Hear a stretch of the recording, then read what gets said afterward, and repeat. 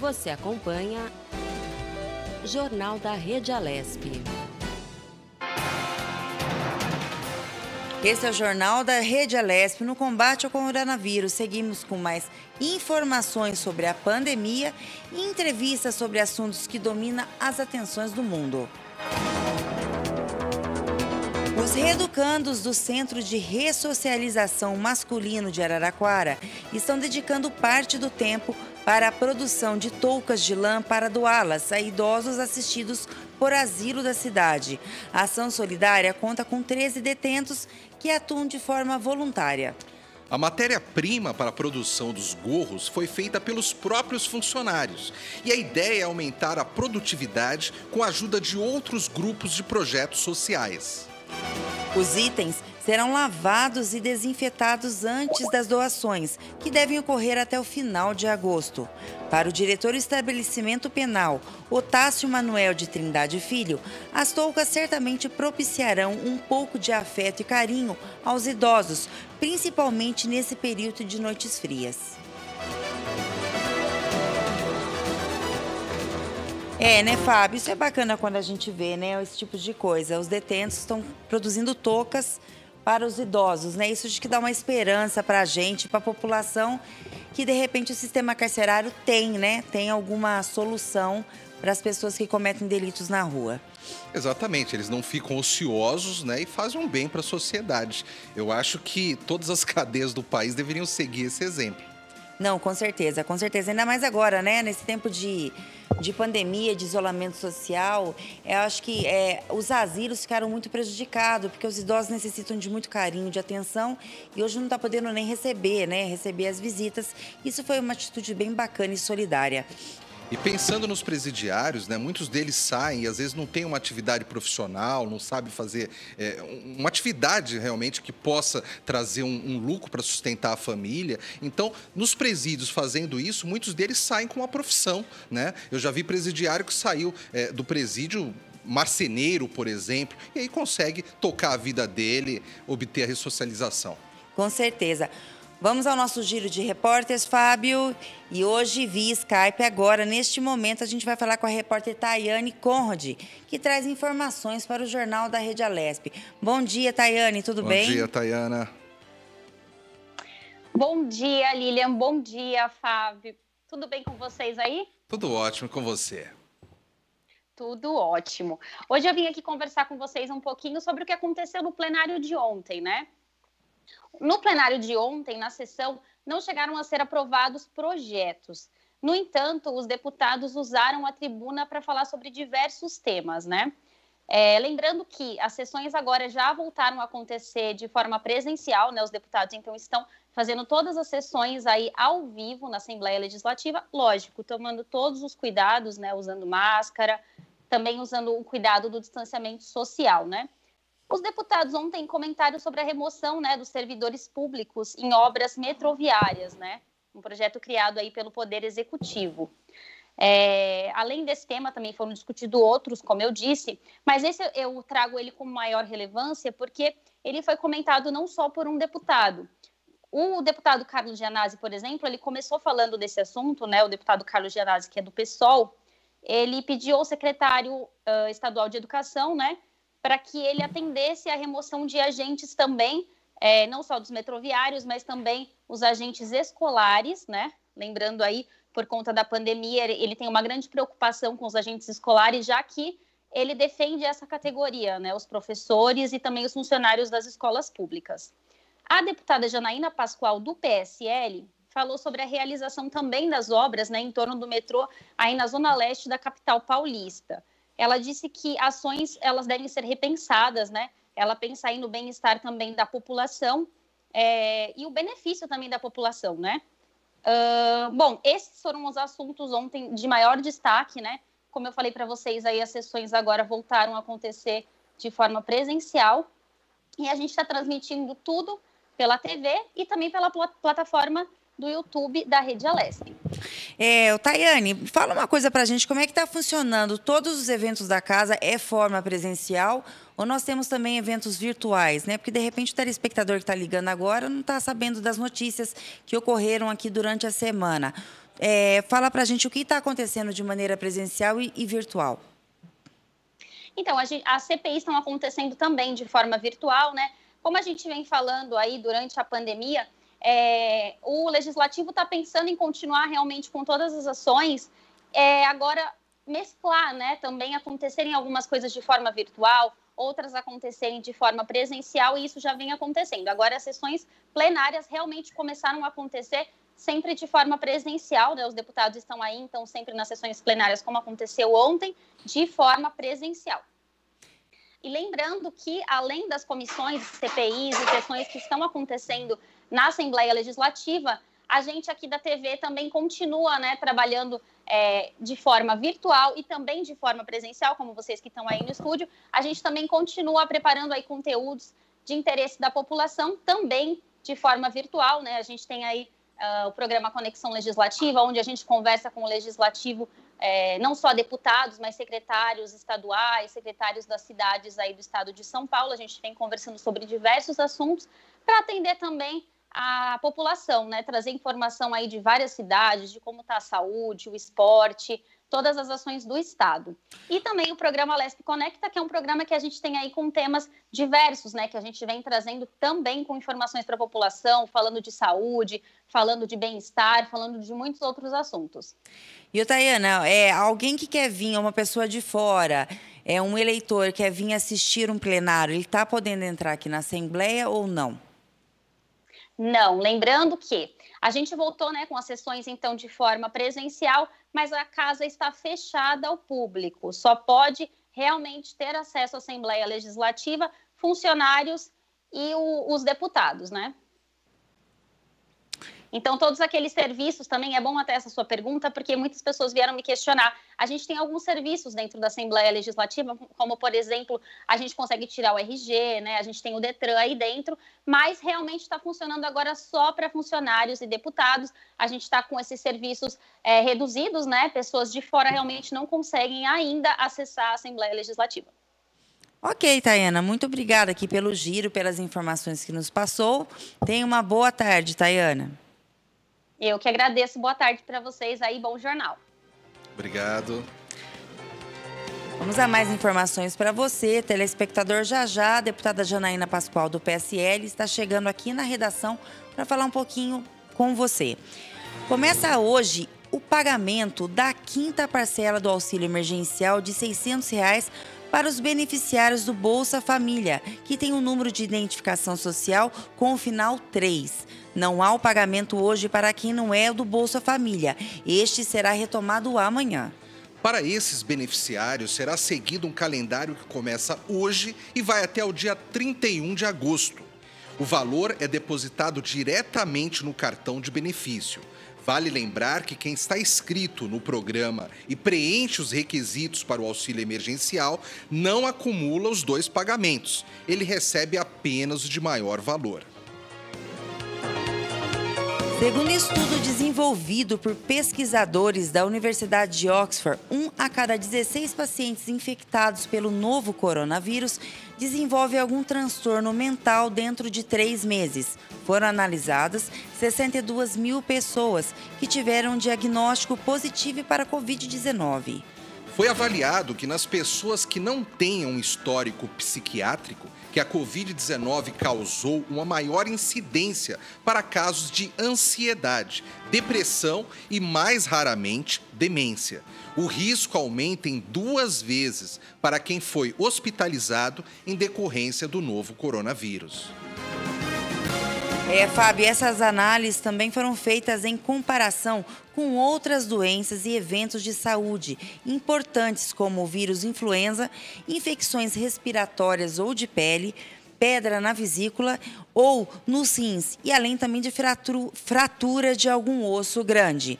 Em um outro estudo feito por especialistas do Hospital San Rafael em Milão, também confirmou essa pesquisa, já que 55% dos 42 pacientes monitorados após terem contraído a Covid-19 também desenvolveram algum transtorno psiquiátrico. A gente vê, né, Fábio, que a cada dia, sempre que a gente vem apresentar o jornal aqui, nós temos notícias novas de evolução, né, de pesquisas contra a Covid-19, de lugares que estão retomando a vida gradativamente. E agora, Fábio, vamos para mais uma entrevista? Vamos lá? Quer chamar? Chama você agora a entrevista. Agora nós vamos receber aqui o Marcelo Michelit Galo, Superintendente Nacional de Operações do Centro de Integração Empresa-Escola, o CIEE. Ele vai falar sobre a possibilidade de extinção de 32 mil vagas de aprendizes. Boa tarde, tudo bem, doutor Marcelo? É Marcelo? Boa tarde, tudo bem? Tudo bem com vocês? Tudo bem, tudo bem. Marcelo, antes da gente adentrar um pouco no assunto, né, existe uma lei que fala sobre os menores aprendizes. Você poderia estar dando um cenário geral e rápido para o telespectador que está assistindo entender qual é esse tipo de contratação e quem é contratado nessa lei, nesse sistema? Sim, claro. A lei da aprendizagem, a lei 10.097 do ano de 2000, é uma lei que permite que os aprendizes entre 14 e 24 anos, jovens, né, entre 14 e 24 anos, sejam contratados por empresas. Esse contrato é um contrato de trabalho por prazo determinado, de até 2 anos. Eles são contratados com carteira de trabalho assinada, então é uma contratação CLT. Nesse período, eles têm uma capacitação que é dada por uma entidade de qualificação de aprendizagem. O CIE é uma dessas entidades, né? Essa entidade é autorizada pelo Ministério da Economia e tem toda uma preparação para o mundo do trabalho. Então, eles são preparados naquelas competências atitudinais, comportamentais e também nas competências práticas do mundo do trabalho. São vários eixos, né, que norteiam a aprendizagem. Então, ele pode trabalhar numa área bancária, numa área administrativa, numa área de produção, numa área técnica, numa área como agronegócio, por exemplo. São várias áreas de competência onde esse aprendiz é inserido e durante essa capacitação, que, como eu disse, pode durar até 2 anos, ao final ele pode permanecer naquela empresa, mudando o seu contrato de trabalho de natureza de prazo determinado para prazo indeterminado. Agora, Marcelo, aqui é o Fábio, tudo bem? Oi, Fábio, tudo bem, e você? Tudo bom. Marcelo, houve uma queda, né, no número de contratos de aprendizes nessa época da pandemia. Isso foi exclusivamente por causa da pandemia ou tem a ver com outros fatores? Olha, Fábio, tem a ver principalmente com a pandemia, sim, porque como houve uma queda de vagas, né, de postos de trabalho, e a aprendizagem ela acaba sendo uma cota, né, para as empresas, é um percentual sobre o número de trabalhadores, e como esse número de trabalhadores diminuíram também as vagas para aprendizes. Mas há também um outro cenário, né? A legislação da aprendizagem ela precisa de alguns aprimoramentos, né? O próprio cálculo da cota ainda é muito confuso, né? A gente percebe também que muitas empresas, em virtude dessa dificuldade econômica que elas enfrentam, também acabaram não cumprindo suas cotas, né? Então, acabaram talvez postergando, né, a recontratação desses aprendizes, e tudo isso acaba interferindo, sim, no número de vagas. Então, é claro que o principal cenário é a pandemia, que acarretou na questão econômica, mas existem alguns outros fatores, né, como algumas questões que poderiam melhorar esse ambiente da aprendizagem, como, por exemplo, algumas regras mais claras que ajudassem as empresas no cumprimento das suas cotas. E, Marcelo, para a gente encerrar a entrevista, o que poderia ser feito para minimizar, né, os impactos que o isolamento social e essa pandemia ela deu e com isso teve a queda, né, de contratações de aprendizes? Olha, do ponto de vista do jovem, o que a gente tem recomendado para eles é que eles se preparem mais, que eles façam cursos, né? Existem muitos cursos gratuitos na internet, o próprio CIE tem mais de 40 cursos gratuitos na internet através do Saber Virtual. Na nossa página www.cie.org.br, o jovem encontra lá vários cursos gratuitos. como matemática, língua portuguesa, cursos comportamentais, atitudinais, pacote Office do Windows, Word, Excel, PowerPoint, etc.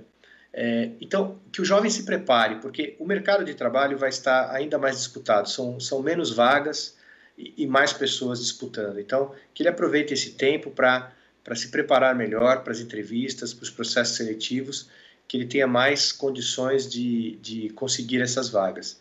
E no cenário do mercado de trabalho, né, o que a gente acredita é que para 2021, né, na medida que a economia volte a reaquecer, um número maior de vagas possa surgir, tanto de estágio quanto de aprendizagem, que o jovem fique atento, se cadastre aí no CIE. O trabalho do CIE é totalmente gratuito para os jovens, e que, quem sabe, né, nos próximos meses ele consiga sua vaga de estágio e de aprendizagem. Bem, ou de aprendizado. Obrigada, Marcelo, pela entrevista. Espero você estar voltando aqui numa próxima oportunidade para dar um cenário mais promissor para esses aprendizes, esses jovens que estão entrando no mercado de trabalho. Tenha uma boa tarde. Obrigada pela entrevista mais uma vez. Obrigado. Boa tarde. Agora, direto aqui da redação da Rede Alesp, a gente recebe a deputada Janaína Pascoal, do PSL. Boa tarde, deputada. Tudo bem? Boa tarde. Obrigada pelo convite. Deputada, eu sei que hoje de manhã a senhora foi fazer uma visita, né, para o IMESC. Isso. E o IMESC é uma das autarquias que está inclusa dentro do projeto de lei 529 de 2020, proposta pelo governador João Dória, para ser extinta. Qual foi o cenário e a visão que a senhora enxergou hoje sobre a visita e sobre também esse projeto? Então, o projeto chegou com um rol, né, de entidades a serem extintas. Eu, imediatamente, assim que abriu o prazo, emendei para retirar a FURP e Oncocentro, porque esse debate já estava ocorrendo no ano passado, e eu fiz as visitas às duas instituições. E aí fui olhar uma a uma as demais, né? Muitas, inclusive, entraram em contato com o gabinete, e, obviamente, eu vou fazer uma análise detida de cada caso. Mas me chamou a atenção o IMESC, por quê? Porque todo mundo sabe que eu sou da área jurídica, então eu tenho já um conhecimento da importância do trabalho que o IMESC faz no âmbito das perícias, sobretudo para as famílias mais carentes. E na justificativa do projeto, faz-se menção apenas aos cursos que o IMESC dá, e não a esse trabalho de perícia, que é um trabalho essencial para a administração, para a aplicação da justiça, né? E fala-se de uma maneira muito genérica que todo o trabalho do IMESC vai ser transferido para a Secretaria de Segurança Pública. Como eu conheço muito bem a estrutura da Secretaria de Segurança Pública, porque trabalhei na secretaria por alguns anos, também advogo, né? Agora já estou afastada da advocacia por causa do mandato, mas advoguei muitos anos na área. Eu tenho a sensação que a secretaria não tem condições de absorver esse trabalho do IMESC. Até porque tem uma parte do trabalho do IMESC que tem repercussão nos processos criminais, como nos casos de crimes sexuais contra crianças, contra adultos também. Mas tem toda uma parte que é do âmbito civil familiar, né? Então, assim, as investigações de paternidade, os testes de DNA, todo esse trabalho é realizado no IMESC, entendeu? E aí, o que eu fiz? Entrei em contato com a Secretaria de Segurança Pública, porque eu queria saber exatamente em qual setor o trabalho vai ser feito. Porque, veja bem, pode ser que tenha havido um preparo para essa migração, e que eu não tenha conhecimento desse preparo. Então, eu fui tentar entender. Liguei na secretaria, deixei lá recado com o assessor parlamentar, ainda não tive esse retorno, conversei com o líder do governo, porque o que eu quero é saber quem é que vai prestar o serviço que hoje o IMESC presta. Eu sei que os colegas do PT e do PSOL têm uma abordagem mais sindical, vamos dizer assim, né? A pauta deles são os empregos. Eu não minto, essa não é a minha pauta, né? Eu acho que, às vezes, é necessário fazer reestruturações e todos nós estamos sujeitos, né, a precisarmos buscar outras oportunidades. Então, essa não é a minha pauta. A minha pauta é saber o seguinte: quem vai prestar esse serviço essencial para a população? Até agora, eu não tive essa resposta. Aí eu pedi para a assessora ligar lá no IMESC para ver se eu poderia fazer uma visita. E deu certo a minha agenda, a agenda deles, eu fui hoje cedo lá. E o que eu imaginava, eu constatei, né? É um número bastante elevado de laudos, né? No relatório que eu tinha lido falou em 60 mil laudos ano, lá eles falaram em 50 mil laudos ano. Muitos desses laudos são elaborados para instruir ações de investigação de paternidade. Eu presenciei, né, famílias, e assim, inclusive quando nós estávamos chegando, que era de manhã, as pessoas chegando também, pessoas todas vindo de condução, que vão lá para fazer a extração do DNA, entendeu? Fazer todo o trabalho de análise. Onde é que essas pessoas vão, né? Assim que a gente extinguir essa instituição aqui, para onde é que essas pessoas vão? Então, eu preciso dessas respostas até para saber se eu vou votar sim ou não à extinção do IMESC, entende? Do jeito que foi apresentado, eu não tenho condições de aprovar. E isso não tem nada a ver com ser base ou ser oposição. Isso tem a ver com um trabalho técnico, com um trabalho responsável, que me parece ser um dever do parlamentar. Então, por exemplo, eu pude visitar todas as instalações. Eles agora estão fazendo um trabalho interessante de investigação de paternidade, de pessoas falecidas, ou seja, com relação a pessoas falecidas. Morreu um homem, aparece uma criança, diz que era filha. Eles fazem um trabalho de verificação do DNA, de parentes vivos. Se não conseguem chegar a uma resposta definitiva, há exumação. Eu vi o pessoal serrando os ossos para poder extrair o DNA. Então, assim, eu não quero dizer nem sim nem não. Eu quero que o Executivo me responda onde, né, quem, como vai prestar esse serviço. Entende? De certa forma, os esclarecimentos que eu estou solicitando com relação ao IMESC são os mesmos que eu solicitei com relação ao Oncocentro. Né? E essas respostas não vieram a contento, por enquanto.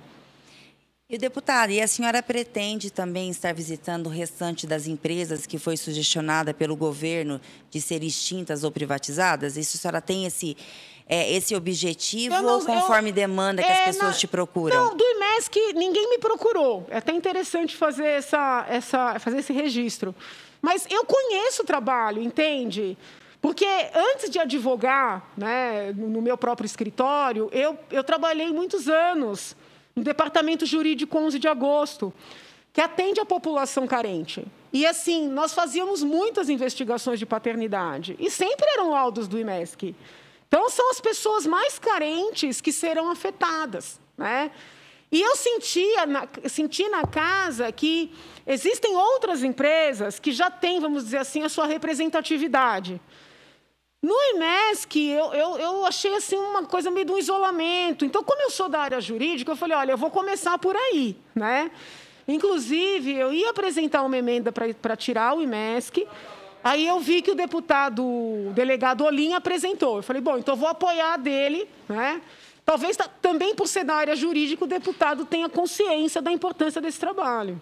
E a senhora também, como advogada e deputada, o governo ele pode ter autonomia de requisitar, através de um projeto de lei, a extinção, né?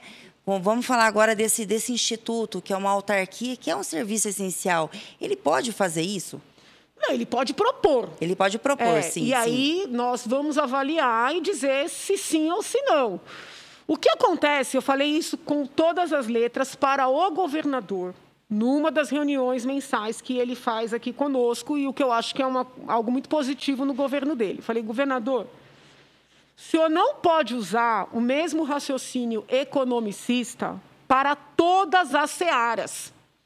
Então, eu também concordo que o Estado não tem que se meter na atividade econômica, que o mercado regula, entendeu? Então, que não tem que ter um monte de empresa pública. Eu sou ideologicamente favorável ao enxugamento. Diferente dos colegas da esquerda, que são contra, eu sou favorável. Porém, eu tenho que ter responsabilidade. Há searas em que essa mentalidade economicista não pode nortear, sabe? Né? Então, assim, eu estou preocupada porque eu sinto que ele destacou 2 secretários exclusivamente dessa área econômica, né? Que é o secretário Meirelles e agora que chegou o secretário Ricardo, acho que é Mauro Ricardo.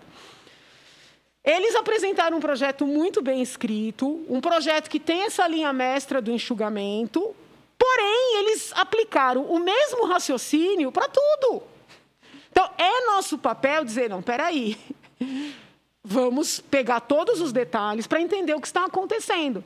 E o que me chamou muito a atenção é que todo mundo foi pego de surpresa. As próprias pessoas da instituição não estavam sabendo, souberam pela imprensa. E para uma reforma dessa magnitude, salvo o melhor juízo, é necessário ter um preparo, entendeu? A senhora não acha que deveria ter sido fracionado esse projeto?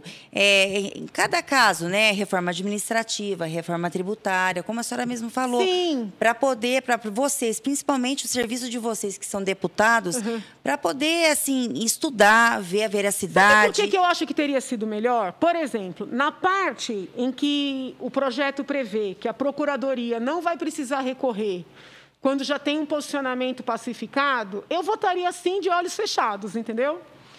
Na parte em que a Procuradoria vai poder negociar débitos com os devedores, parcelar, aqueles débitos que estão na dívida pública, eu acho isso bom para o devedor, bom para o Estado. Eu votaria sim de olhos fechados. Então, eles acabam forçando o parlamentar a votar não, porque misturam um monte de situações ali em que você não pode, sabe, olhar com o mesmo olhar, entendeu? Então, eu acho, nesse aspecto, até de estratégia, que não foi uma boa escolha. Qual que seria agora a posição da senhora desse momento em diante em relação ao projeto? Então, o prazo para as emendas foi terça-feira à noite. Eu conversei com o Rodrigo Gambale, que é o líder da bancada. Nós estamos fazendo um levantamento, um quadro com as emendas que entraram, porque analisando as emendas, né, no universo de emendas de todas as bancadas, dá para saber o que já pode ser alterado. Então, nós vamos ter que esperar, né, passar pela CCJ, porque, assim, quando o projeto chega na CCJ, com esse tanto de emendas, segundo o deputado Carlão Pignatari, foram 600 emendas, né? Com esse tanto de emendas, existe uma chance significativa de sair outro projeto. Então, a gente tem que esperar, né, essa transformação na CCJ para ler o novo texto e ver se há alguma mudança de perspectiva. As pessoas de fora não têm noção disso. Eu brinco que a gente deveria fazer um gibizinho da fabriquinha de leis, né, porque o projeto entra de um jeito e ele vai sendo transformado, né, ele vai sendo melhorado, eu vejo dessa forma. E ele sai outro, entendeu? Então, assim, agora é esperar esse momento de incorporação ou afastamento das emendas na CCJ para reavaliar. Do jeito que ele está hoje, eu não voto sim. Não votaria? Não. E, deputada, e vamos falar também agora a volta das atividades presenciais. O que a senhora achou sobre isso? A senhora concorda ou a senhora acha ainda que tem muito risco de estar voltando presencial, que a gente sabe que tem vários deputados que estão dentro do grupo de risco. O que a senhora achou sobre essa postura? Então, o deputado Campos tinha apresentado um projeto que foi rejeitado, né, porque houve obstrução. Aí ele retirou, e eu realmente não entendi muito bem, mas ele reapresentou, né? Porque ele realmente não quer a volta do trabalho presencial, a bancada do PT também não quer, e a bancada do PSOL também não quer, e alguns deputados de outras bancadas. Eu acho que, como bancada mesmo, é PT e PSOL. E eu respeito esse temor, né? Eu respeito, e concordo quando o presidente diz, olha, quem está no grupo de risco não precisa comparecer, está liberado. Mas eu não acho certo, porque, veja bem, a população está se expondo. Entendeu? A população está no ônibus, a população está no metrô, a população está voltando para a atividade no comércio, na indústria. Muitos não puderam parar. Os profissionais de saúde, né, que são os heróis, né, nessa nossa... Outro dia eu utilizei a palavra guerra, o pessoal não gostou. Né? Nesse nosso desafio. Os policiais, né? os assistentes sociais, o pessoal que trabalha no SAMU e tantos outros.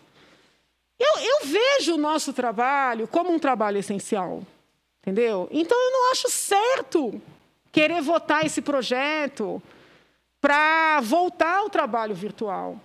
Sobretudo porque nós precisamos analisar esse 529, que é o projetão que o governo mandou, entendeu? Então, assim, a minha bancada está dividida, tem alguns colegas que são do grupo de risco, um até me disse que eu estava votando assim, que eu estava dizendo que eu sou contra porque eu já tive a doença. Eu falei, olha, não é nada disso, tenho parentes que estão doentes, eu quase morri, a médica avisou que pode ser que a gente contraia de novo, então não é uma visão de egoísmo, entendeu? Então, não vejo lógica nós estarmos debatendo o retorno às aulas, né, das pessoas mais vulneráveis, que são as crianças, e os deputados quererem ficar em casa. Então, assim, alguém que tem tanto medo não pode ser um deputado. Mas, assim, essa é a minha cabeça, sabe? Bem, deputada, eu agradeço a presença aqui da senhora. Mais uma vez, obrigada. Obrigada aí pela luta que a senhora diária, o pessoal que acompanha sabe que a senhora sempre está correndo em prol cidadão, em prol à lei. Parabéns. Obrigada, meu anjo. Deus abençoe. Saúde para todos. A senhora também. Obrigada. Fica com Deus. Uma boa tarde. Obrigada. Bem, o jornal aqui da Rede Alesp acabou de receber aqui dentro da redação a deputada Janaína Pascoal, que falou sobre o famoso, como ela disse, projetão, né, o 529 de 2020. Agora vamos a mais notícias e informações para você. Teve início nesta semana o curso Restauração Ecológica de Vegetação Nativa, destinado a capacitar mais de 250 técnicos, sendo mais de 150 da Secretaria de Agricultura e Abastecimento do Estado. O conteúdo é restrito aos profissionais, porém sua importância está na possibilidade de ampliação desses conhecimentos, fazendo chegar várias técnicas de restauração ecológica até os produtores rurais das mais diversas regiões do estado. O objetivo é que possam restaurar as suas áreas, em especial neste momento que começam a ser elaborados e executados os primeiros planos de recuperação ambiental previstos pela legislação. O curso será todo em plataforma digital e irá ocorrer até o dia 24 de setembro, todas as terças e quintas-feiras, com 2 horas de duração por dia. A ação tem a parceria da Única e Orplana, organizações que congregam as usinas de produção de açúcar e etanol, e da Secretaria de Agricultura. Jornal da Rede Alesp. O jornal agora da Rede Alesp conversa com o deputado Sebastião Santos, do Republicanos. Ele vai falar sobre as benfeitorias que estão sendo feitas no interior paulista. Boa tarde, deputado. Seja bem-vindo ao Jornal da Rede Alesp. Boa tarde, um grande abraço a você, Fábio, a Lilian. E acho que o interior ele está, nesse momento, passando aí por um momento difícil, né? Várias regiões estão aí paralisadas ainda, como Franca. Nós temos lá praticamente todo o aglomerado de Franca, todo ele na faixa vermelha, as pessoas paradas, literalmente. Você anda nas estradas e você já não vê a circulação de automóveis, as pessoas realmente estão em casa, mas o nosso trabalho não tem parado, né? Nosso trabalho ele tem evoluído em várias áreas. A saúde, né? Nós conseguimos aí levar respiradores para algumas cidades, conseguimos levar recursos de custeio, levar equipamentos, como outras também nós conseguimos aí, né? Para o esporte já, para que as pessoas possam ter um benefício. Assim que puderem praticar esporte, elas já tenham locais específicos em várias cidades e também outras inaugurações que aconteceram aí até sexta-feira passada. Deputado, um dos trabalhos que o senhor participou aí é junto ao Centro de Convivência do Idoso, né, o Alfino Amâncio, de Areiópolis. O senhor poderia explicar um pouquinho melhor para a gente como é que foi isso? Com certeza. Ali foi um trabalho desde 2013, na verdade, quando o antigo PRB ele estava de posse da Secretaria de Assistência Social, né, do Estado de São Paulo, onde nós fizemos um programa chamado Creche do Idoso.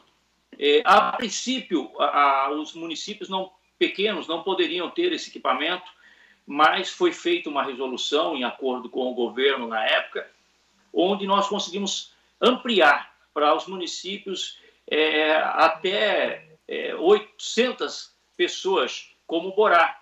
Borá hoje tem um centro de convivência do idoso para atender os seus idosos. E Areópolis foi um desses que nós conseguimos levar até o prefeito aceitou o equipamento, só que, infelizmente, o prefeito que lá estava foi cassado. E quando ele foi cassado, a obra ficou parada. E nós tivemos aí a alegria de que, nesse ano, nós conseguíssemos aí a inauguração de um equipamento que está sendo muito bem utilizado já. Eles estão produzindo máscaras para distribuição à população naquele local hoje, já que os idosos não estão podendo estar utilizando o equipamento, mas o equipamento já está ajudando a população. Veja que a ideia da primeira-dama, ela veio de encontro aí o momento, né, um momento de dificuldade da população, né? Então, e que está ajudando os idosos. Por quê? Você faz as máscaras, os idosos passam, pegam as máscaras e levam para sua casa, para sua família. Isso é muito bom e eu acho que é mais um equipamento, né? O Centro de Convivência do Idoso, ele tem, por seu ideal, atender as pessoas que estão acima de 60 anos, onde muitas das pessoas, por ter perdido o seu ente querido, elas ficam depressivas, elas não têm mais os filhos para poder conviver e elas perdem o chão. E o Centro de Convivência do Idoso traz novamente uma vida ligada a esse grupo de pessoas, né?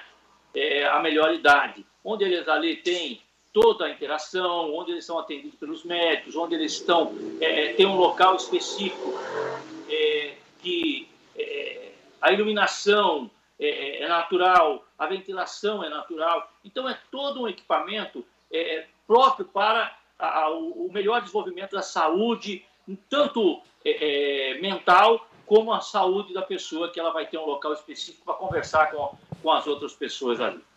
Deputado, o senhor também é autor da indicação da emenda impositiva, né, utilizada para a execução de obras. O senhor poderia explicar para o telespectador e para os seus eleitores o que significa isso? Olha, nós temos, sim, várias indicações, né, de emenda impositiva. Uma delas é que nós inauguramos lá o Distrito Industrial em Adolfo, né? São emendas que passam a fazer parte do orçamento do Estado de São Paulo, né? Nós estamos colocando aí nas Santas Casas, nos hospitais filantrópicos, a energia fotovoltaica, e justamente como equipamento através das emendas impositivas.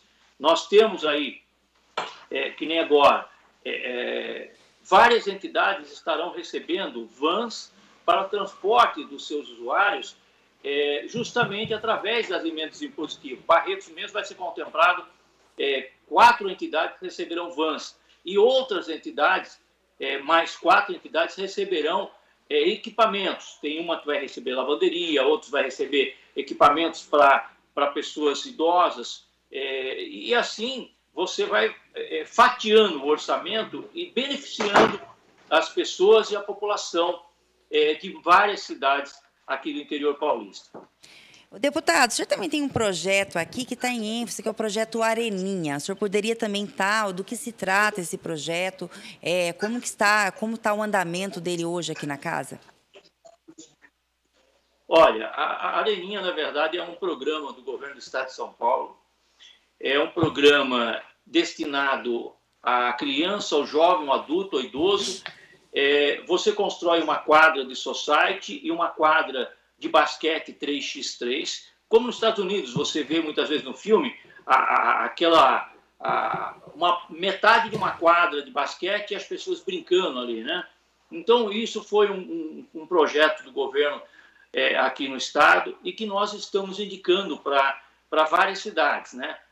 A semana passada eu tive a oportunidade de já levar alguns já convênios a ser assinado, porque todo o projeto em si, você indica, o município ele cede o local, cede o piso e a Secretaria de Esporte, através aí do seu secretário, o doutor Aildo Rodrigues, envia pessoas da empresa que ganhou a licitação e eles, em 5 dias, eles montam todo o equipamento.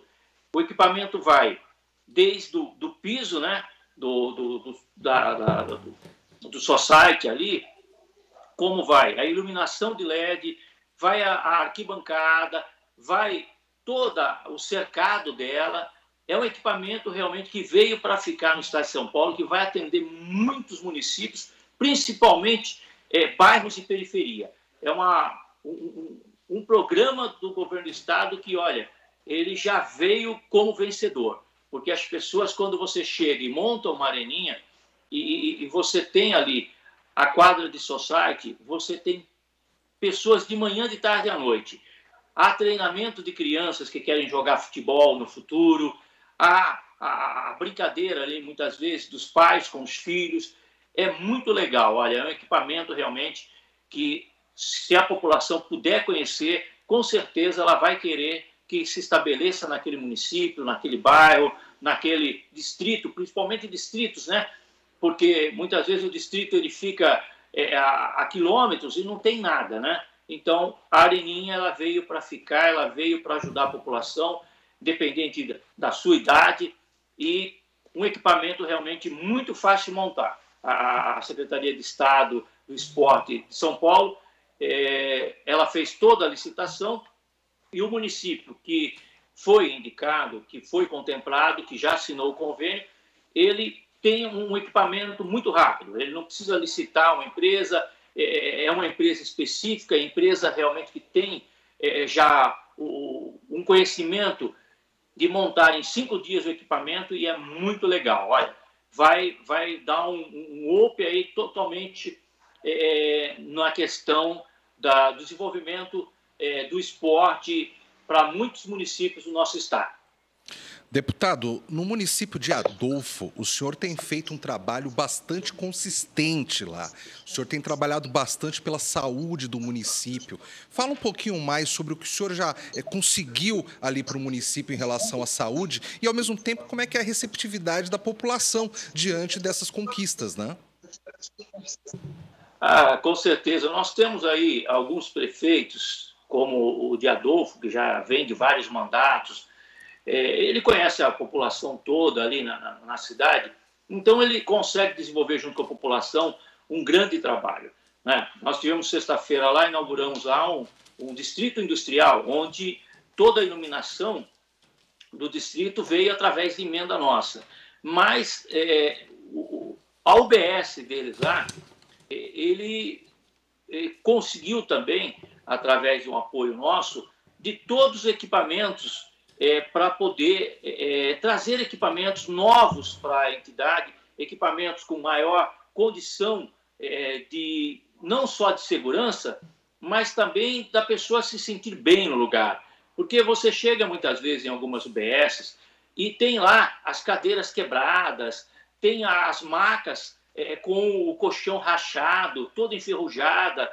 Isso traz um transtorno à população. Então, nós estivemos em Adolfo alguns meses atrás e nós conseguimos com que Adolfo recebesse todos os equipamentos. E nesse momento de pandemia, também conseguimos aí um respirador móvel, porque eles iam com as pessoas de Adolfo até Rio Preto, que é o local regional mais próximo, com aquelas bombinhas manuais.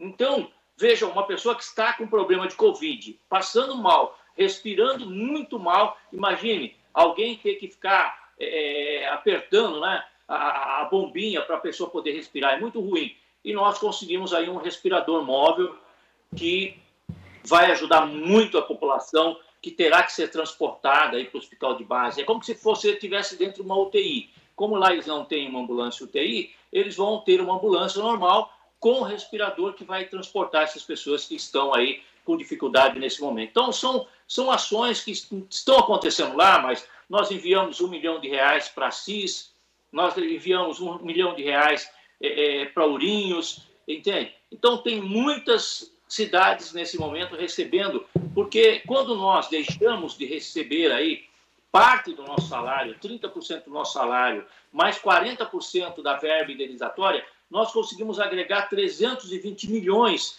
em benefício à população do Estado de São Paulo nesse momento, para atender o quê? Atender as pessoas que estão passando por esse problema do Covid. Então, nós temos tido aí a grata satisfação do governador nos beneficiar muitas vezes com um pedido no momento, que nem eu estava em Adolfo sexta-feira, quando eu soube do problema, na hora eu liguei para o setor do governo, falei lá com os secretários e já tive a resposta favorável de que eles estariam recebendo o respirador. Isso é muito importante, é o trabalho do deputado, estando em loco na cidade, conhecendo as dificuldades, passando ao governo e o governo se sensibilizando e atendendo. Isso é muito importante e a gente quer agradecer aí ao governador, ao vice-governador, ao secretário que tem atendido a gente nesse momento de dificuldade aí nos nossos municípios aqui do interior, como a gente fala, os pequenos e médios municípios que muitas vezes estão desamparados pelo poder público. E nós, deputado Sebastião Santos, também queremos agradecer a sua presença aqui no Jornal da Rede Alesp, pelas informações e espero em breve poder conversarmos um pouco mais, tá bem? Eu que agradeço, um grande abraço a todos e desejar aí a todos os ouvintes e as pessoas que nos assistem que possa juntos, todos nós juntos, vencermos a situação e todos nós vamos sair muito mais forte do que éramos no passado. Um grande abraço a todos e um ótimo dia. Abraço, bom dia, deputado. Obrigada, deputado. Uma boa tarde. Boa tarde, né, Fábio? A gente começa aqui pela manhã, mas a gente já cruzou o meio-dia e estamos numa boa tarde, né? Vamos a mais notícias para você. O governo federal deve prorrogar pela segunda vez o prazo para que empresas e empregados firmem contratos de redução proporcional de jornada e de salário e de suspensão temporárias do contrato de trabalho, por conta do impacto econômico gerado pela pandemia do novo coronavírus. Editada em abril, já durante a pandemia de Covid-19 no Brasil, a medida previa a redução de jornada e de salário por até 90 dias e a suspensão dos contratos de trabalho por 60 dias. Em julho, houve uma primeira prorrogação. Jornal da Rede Alesp. Bem, o presidente Jair Bolsonaro sancionou com alguns vetos a medida provisória que flexibiliza os dias letivos da educação básica durante a pandemia do Covid-19. Pelo texto sancionado, as escolas de educação infantil ficam dispensadas de cumprir o mínimo de dias letivos e a carga horária mínima. Já no ensino fundamental e médio, as instituições de ensino ficam desobrigadas a cumprir o mínimo de 200 dias letivos, desde que atendam à carga horária mínima estabelecida pelo MEC. Nesses casos, para que a carga mínima seja estabelecida, o ano letivo de 2020 poderá ser feito em 2021. Ou adotar 2 séries. Devido à pandemia, as escolas podem oferecer atividades pedagógicas não presenciais. Já as instituições de ensino superior ficam dispensadas de cumprir o mínimo de dias de trabalho acadêmico. Para os cursos de medicina, farmácia, enfermagem e odontologia, a conclusão de curso pode ser antecipada, desde que o aluno cumpra pelo menos 75% da carga horária da residência ou os estágios curriculares obrigatórios. Um dos vetos feitos pelo presidente foi a não criação de uma linha de financiamento para auxiliar as redes educacionais. Esses vetos podem ser derrubados em sessão no Congresso Nacional. Bem, confira outro destaque que marcou o noticiário desse segundo bloco do Jornal da Rede Alesp. Quais foram, Fábio? Os reeducandos do Centro de Ressocialização Masculino de Araraquara estão dedicando parte do tempo para a produção de toucas de lã para doá-las a idosos, assistidos por asilos da cidade. A ação solidária conta com 13 detentos que atuam de forma voluntária. O Jornal da Rede Alesp informando tudo o que está acontecendo na luta e prevenção contra o contágio do coronavírus faz um rápido intervalo. Vamos dar uma pequena paradinha, voltamos em poucos minutos com mais informações para você. Não saia daí, a gente volta já.